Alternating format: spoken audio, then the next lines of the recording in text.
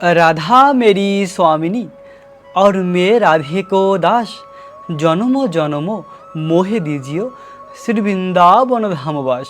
বহুল অষ্টমীর ব্রত আমরা কত তারিখে পালন করব? বহুল অষ্টমীর দিন রাধাকুণ্ড শ্যামকুণ্ডের আবির্ভাব তিথি এবং রাধাকুণ্ডের স্নানের সময়সীমা। বহুল অষ্টমীর লীলা কথা, রাধাকুণ্ড শ্যামকুণ্ডের আবির্ভাব লীলা। প্রিয় ভক্ত, আজ আমরা রাধাকুণ্ড শ্যামকুণ্ডের আবির্ভাব লীলা শ্রবণ করব। এই বছর বহুলা অষ্টমী হলো 24শে অক্টোবর বৃহস্পতিবার, এবং বৃহস্পতিবার মধ্যরাতে রাধাকুণ্ড শ্যামকুণ্ডের স্নানের সময়সীমা রয়েছে। আর রাধাকুণ্ড আর শ্যামকুণ্ডের স্নানের সময়সীমা হলো রাত 11টা 38 থেকে 12টা 29 পর্যন্ত। এই 51 মিনিট রয়েছে রাধাকুণ্ড আর শ্যামকুণ্ডের স্নানের সময়সীমা। এই সময়ের মধ্যে যারা বৃন্দাবন, দিল্লি, হরিয়ানা এই সমস্ত স্থানে যারা রয়েছে, এই সময় হলো স্নানের সময়সীমা। এবং যারা বাংলাদেশের ভক্ত রয়েছেন তারা এই রাধাকুণ্ডের স্নান করবেন রাত 11টা 17 থেকে 12টা 8 মধ্যে। এই সময়ের মধ্যে স্নান করবেন বৃহস্পতিবার 24 তারিখ। আর কলকাতা পশ্চিমবঙ্গের ভক্তরা এই রাধাকুণ্ডের স্নান করবেন রাত 11টা 38 থেকে 12টা 29 মধ্যে। রাধাকুণ্ডের যে সময় কলকাতার ভক্তদের একই সময়। যারা বৃন্দাবনের রাধাকুণ্ড আর শ্যামকুণ্ডে গিয়ে এই বহুলা অষ্টমীর দিন স্নান না করতে পারবে, তারা কি করবে? এভাবে যে যেখানেই রয়েছেন ওই স্থানে বসে মনটাকে বৃন্দাবন ধামে নিয়ে আসুন, আর মনসে রাধাকুণ্ড আর শ্যামকুণ্ডের স্নান করতে পারেন। আর ভগবান কৃষ্ণ আর রাধারানী হলো ভক্তের ভাব, ভক্তের প্রেমকে গ্রহণ করে। যেহেতু অনেক ভক্তরা বৃন্দাবনের সেই রাধাকুণ্ড আর শ্যামকুণ্ডে যেতে পারে না, বা তারা রাধাকুণ্ড শ্যামকুণ্ড থেকে অনেক দূরে রয়েছে, তাই তারা যে যেখানেই রয়েছেন না কেন ওই স্থানে বসে মনটাকে রাধাকুণ্ডে নিয়ে এসে মনসে এই রাধাকুণ্ডের স্নান করুন। আর বহুল অষ্টমীর এই পবিত্র দিনে রাধাকুণ্ড আর শ্যামকুণ্ডের আবির্ভাব তিথি। বৈদিক গ্রন্থে বর্ণিত রয়েছে বহুল অষ্টমীর দিন রাধাকুণ্ডের আবির্ভাব তিথি।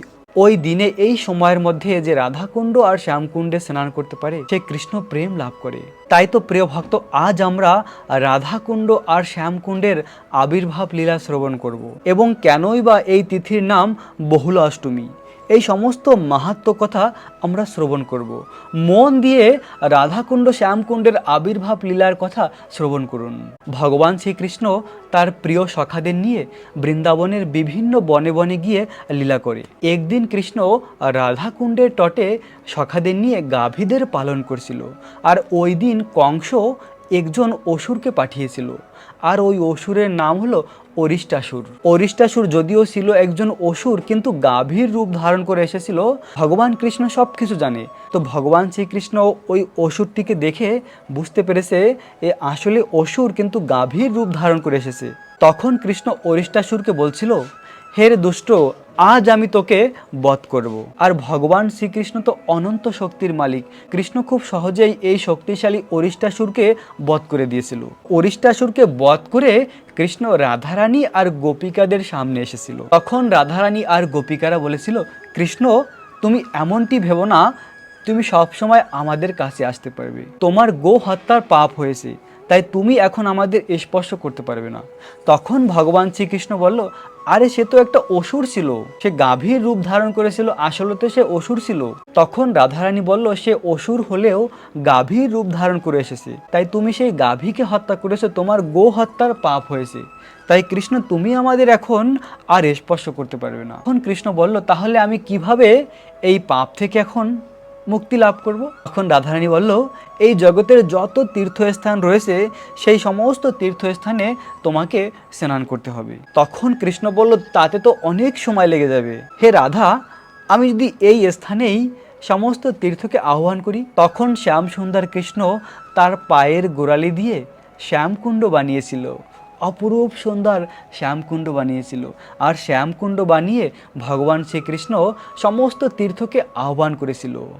তীর্থরাজ থেকে শুরু করে গঙ্গা, যমুনা, কাবেরী সমস্ত পবিত্র তীর্থরা এই শ্যামকুণ্ডের জলে প্রবেশ করেছিল। আর শ্যাম সুন্দর কৃষ্ণ শ্যামকুণ্ডের জলে স্নান করে এসে রাধারানী আর গোপিকাদের বলছিল, এখন আমি সমস্ত পাপ থেকে মুক্ত হয়েছি, কিন্তু তোমাদেরও তীর্থে স্নান করতে হবে, কেননা তোমরা তো কখনো ব্রহ্মার পূজা করোনি। কৃষ্ণ বলছিল, তোমরা আমার শ্যামকুণ্ডে স্নান করে পবিত্র হয়ে যাও। আর রাধারানী কৃষ্ণকে বলছিল, না না, আমরা তোমার শ্যামকুণ্ডে স্নান করব না, তুমি গো হত্যা করে শ্যামকুণ্ডে স্নান করেছো, সেই গো হত্যার সমস্ত পাপ ওই শ্যামকুণ্ডের জলে রয়েছে, তাই আমরা তোমার শ্যামকুণ্ডে স্নান করব না।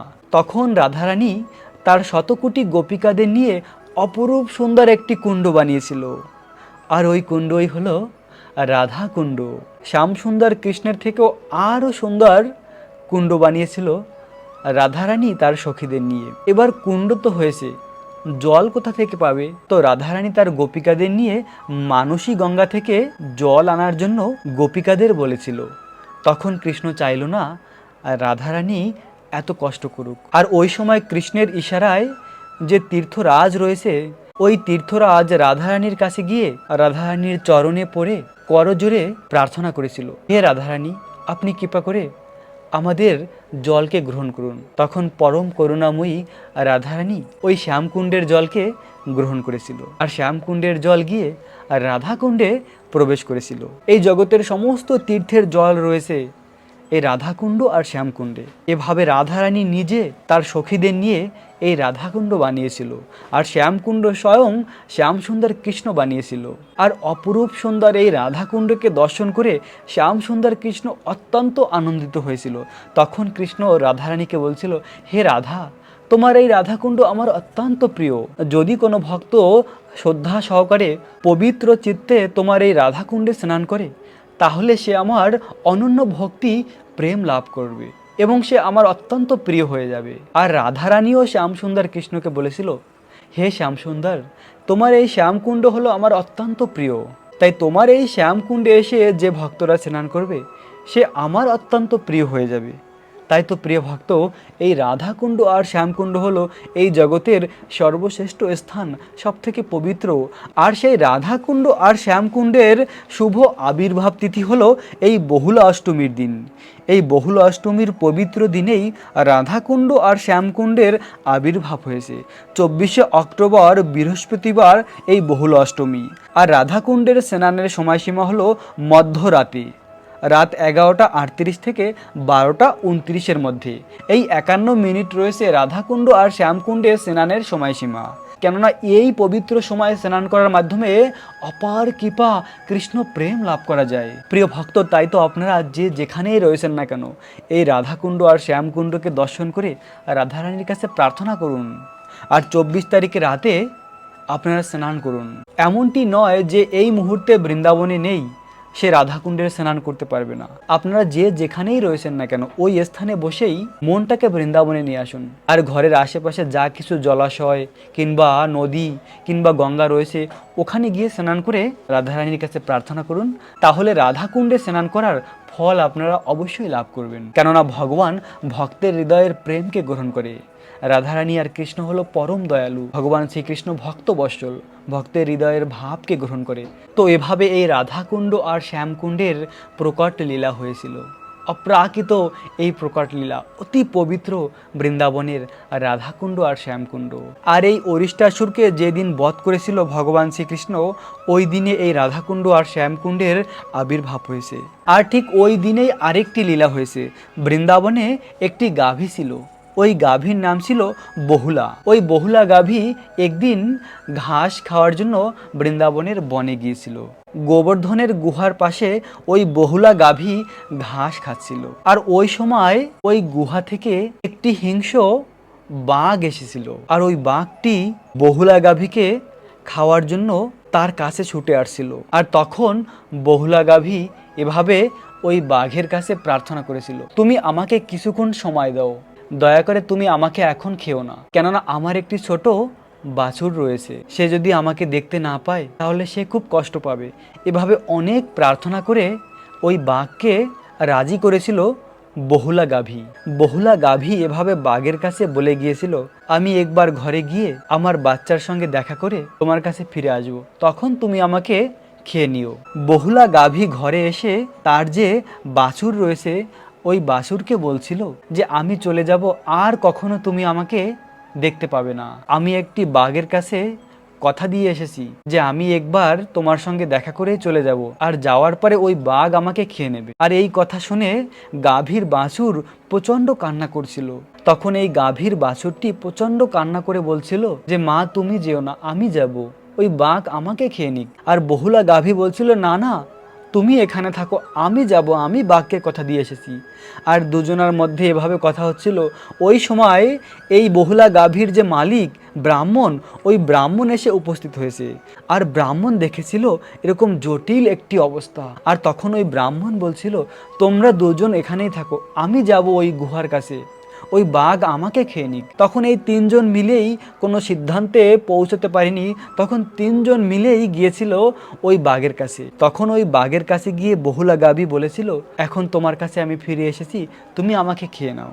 আর বহুলা গাভীর যে বাছুর রয়েছে, ওই বাছুরটি বলছিল না না, তুমি আমাকে খেয়ে নাও।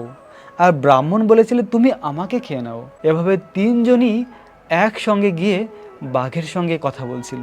আর ঠিক ওই সময় ওই বাঘটি এভাবে গাভীকে খাওয়ার জন্য ছুটে আসছিল। আর তখন ভগবান শ্রীকৃষ্ণ প্রকাটিত হয়েছে। স্বয়ং ভগবান প্রকট হয়ে ওই বাঘের মাথার উপরে হাত রেখেছিল। আর বাঘ তার সমস্ত হিংস্রতা ভুলে গিয়েছিল। বাঘের হৃদয় সম্পূর্ণ পরিবর্তন হয়েছিল, কেননা ভগবান শ্রীকৃষ্ণ তার শ্রীহস্ত রেখেছিল বাঘের মাথার উপরে। ওই বাঘটি সম্পূর্ণ পরিবর্তন হয়ে গিয়েছিল, আর বাঘ ওখান থেকে ফিরে গিয়েছিল। আর ভগবান শ্রীকৃষ্ণ দেখেছিল এই বহুলা গাভীর নিষ্ঠা। বহুলা গাভী তার সততার মাধ্যমে এই জগতে প্রসিদ্ধ হয়েছে। তাই তো ভগবান শ্রীকৃষ্ণ এই বহুলা গাভীকে বরদান দিয়েছিল। ভগবান শ্রীকৃষ্ণ বহুলা গাভীকে বলেছিল তোমার প্রতি আমি অত্যন্ত প্রসন্ন হয়েছি, তোমার এই সত্য নিষ্ঠার জন্য আমি তোমার প্রতি অত্যন্ত প্রসন্ন। তাই তো আজকের এই দিন তোমার নামে এই জগতে প্রসিদ্ধ হবে। আজকের এই দিনকে এই জগৎবাসী বহুলা অষ্টমী নামে জানবে। তাই তো প্রিয় ভক্ত, আজও এই দিনকে বহুলা অষ্টমী বলা হয়। কার্তিক মাসের এই পবিত্র মাসে এই বহুলা অষ্টমীর তিথি। আর এই বহুলা অষ্টমীর দিনই রাধাকুণ্ড আর শ্যামকুণ্ডের আবির্ভাব হয়েছিল। তাই তো এই পবিত্র দিনের তিথিতে রাধাকুণ্ড আর শ্যামকুণ্ডের স্নান। এই মহা স্নানের দিনে যারা রাধাকুণ্ড আর শ্যামকুণ্ডে স্নান করে তারা রাধাকৃষ্ণের প্রেম লাভ করে। রূপ গোস্বামী এভাবে তার গ্রন্থে বর্ণনা করেছেন, এই জড়জগতের উপরে রয়েছে ভগবানের নিত্যধাম। আর ভগবানের নিত্যধামের সর্বপ্রথমে রয়েছে বৈকুণ্ঠ ধাম। আর সেই বৈকুণ্ঠর থেকেও আরও শ্রেষ্ঠ স্থান হলো অযোধ্যা ধাম। আর সেই অযোধ্যার থেকেও আরও উন্নত, আরও শ্রেষ্ঠ স্থান হলো দ্বারকাপুরী ধাম।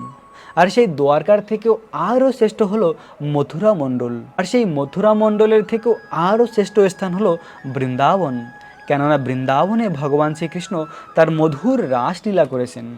আর সেই বৃন্দাবন থেকেও আরও শ্রেষ্ঠ স্থান হলো গিরি গোবর্ধন, কেননা গিরি গোবর্ধন মহারাজকে ভগবান শ্রীকৃষ্ণ তার শ্রীহস্তে 7 দিন 7 রাত ধারণ করেছিল।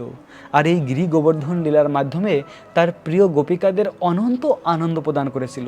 তাই তো বৃন্দাবন থেকেও আরও শ্রেষ্ঠ হলো গিরি গোবর্ধন। আর গিরি গোবর্ধন থেকেও আরও শ্রেষ্ঠ স্থান হলো এই রাধাকুণ্ড আর শ্যামকুণ্ড। এই রাধাকুণ্ড আর শ্যামকুণ্ড হলো সব থেকে পবিত্র স্থান, সর্বশ্রেষ্ঠ স্থান। আর রাধাকুণ্ডের থেকে শ্রেষ্ঠ আর কোনো স্থান নেই, কেননা এই রাধাকুণ্ড হলো রাধারানীর তরল রূপ, আর শ্যামকুণ্ড হলো শ্যাম সুন্দর কৃষ্ণের তরল রূপ। আর রাধারানীর থেকে অভিন্ন রাধাকুণ্ড, আর শ্যামকুণ্ড হলো কৃষ্ণ থেকে অভিন্ন। তাই তো প্রিয় ভক্ত, এই বহুলা অষ্টমী হলো অতি পবিত্র তিথি। এই বহুলা অষ্টমীর দিনে আমরা বেশি বেশি করে রাধা কৃষ্ণের নাম জপ করব, রাধা কৃষ্ণের কাছে প্রার্থনা করব। এভাবে রাধা কৃষ্ণকে প্রসন্ন করা যায় ভগবানের নাম জপ করার মাধ্যমে। আর আপনারা সকলে অবশ্যই 24শে অক্টোবর বৃহস্পতিবার রাতে রাধাকুণ্ডের এই মহা স্নান করে জীবনকে ধন্য করবেন। প্রিয় ভক্ত, আপনাদের সকলকে বহুলা অষ্টমীর অনেক অনেক শুভেচ্ছা, অভিনন্দন। আশা করি আপনারা সকলে এই বহুলা অষ্টমীর দিনে এই মহা স্নান করে জীবনকে ধন্য করবেন। রাখবেন নিজেদের অনেক যত্ন, থাকবেন কৃষ্ণ ভাবনাময়। রাধে রাধে।